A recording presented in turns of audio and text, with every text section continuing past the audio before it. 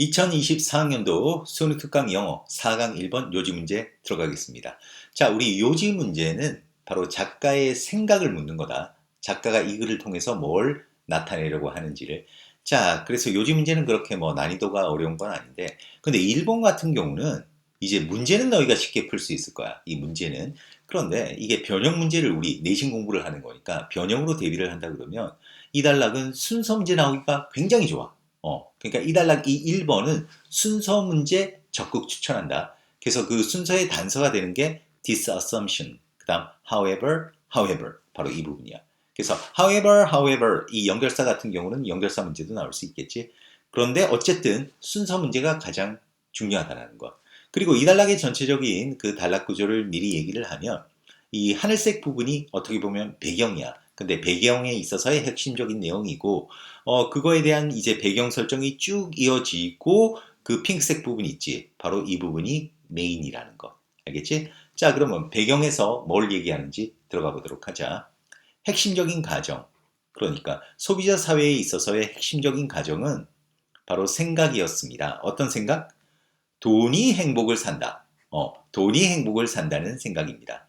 그러니까 소비자 사회, 어떻게 보면 그 자본주의 사회에서 이 돈이 행복을 산다라는 그런 가정이 깔려 있다라는 거야. 자, 그런데 역사적으로 좋은 이유가 있습니다. 이러한 가정에는. 요게 이제 순서와 문장 넣기의 단서지. 바로 이러한 가정이 어떤 가정이니? 돈이 행복을 산다라는 그러한 가정에는 좋은 이유가 있대. 우리가 역사적으로 살펴보면. 자, 그러면 이게 무슨 말이냐? 자, 그러니까 until the last few generations. 지난 몇 세대 전까지는 지난 몇 세대 전까지는 대다수의 사람들이 어떤 최저 생계에 가깝게 살았습니다. 최저 생계에. 그래서 수익에 있어서의 증가가 진정한 증가, 그러니까 물질적 복지에 있어서 진정한 증가를 가져왔습니다. 뭐 예를 들면 음식, 주거, 그 다음에 의료 이런 거에 있어서. 그리고 이것이 has produced 더 많은 행복을 만들어냈습니다. 그러니까 이건 무슨 얘기야? 돈이 행복을 산다라는 것은 우리가 옛날 기준으로 봤을 때는 실제로 돈이 행복을 샀다는 거야. 역사적으로 우리가 살펴볼 때. 자, 근데 여기서 좀 어법적으로 얘기하면 지난 세대가 몇 세대 전에는 대다수의 사람들이 살았다 할 때 이건 사실 과거 완료가 돼야 될 것 같은데 이게 조금 잘못 나온 것 같다. 헤드 이브드가 되는 게 사실은 맞다. 그러니까 대다수의 사람들이 최저 생계에 가깝게 살았다. 그러다 보니까 수익에 있어서 증가가 늘어났을 때 물질적 복지에 있어서의 증가도 늘어났다. 그러다 보니까 행복을 가져왔다 이 얘기야. 근데 그러나 이제 벌써 느낌이 오지. 그러나 했으니까 무슨 얘기겠어. 지난 세기에는 그랬는데 요즘에는 안 그렇다 뭐 그런 얘기 안 나오겠니? 그러나 많은 developed nations 선진국에서 그 물질적인 복지 수준은 이동했습니다. 뭐를 넘어? 최저 생계를 넘어서 unprecedented 전례 없는 풍요로움으로 이동했습니다. 그러니까 지금 오늘날 많은 선진국에서 물질적인 복지 수준이 이제는 그냥 최저 생계를 넘는 게 아니라 너무 풍요로운 단계까지 갔다는 거야. 전례 없는. 자, 그리고 선진국들은 have had several generations. 어떤 몇 세대를 가졌습니다. unparalleled. 필적할 바 없는 물질적인 변형의 세대를 가졌습니다. 그러니까 선진국에서는 몇 세대에 걸쳐서 너무나도 이전에 누려본 적 없는 그런 물질적 풍요를 겪었다는 거야. 자, 그런 가운데 a clear understanding, 어떤 명확한 이해가 등장하고 있습니다. 자, 이 얘기는 바꿔 얘기하면 명확한 이해가 뭐니? 어떤 새로운 가정이 등장하고 있다 이거겠지. 자, 바로 그게 뭔가? 그게 바로 이 단락이 이제 메인이 되는 거야. 더 많은 돈이 더 많은 행복을 가져옵니다. 언제? 우리가 매우 낮은 소득으로 살아가고 있을 때, 그러니까 최저 생계에 가깝게 살아가고 있을 때는 많은 돈이 더 많은 행복을 가져온다는 거야. 과거에 그랬듯이. 그러나 as a global average, 전 세계 평균적으로 그 1인당 소득이 1년에 13,000달러 범위에 도달할 때, 그때 그 추가적인 수입은 as relatively little, 거의 상대적으로 거의 더해지지 않습니다. 우리의 행복에 거의 더하지 않는다는 거야. 어떤 소득의 증가가.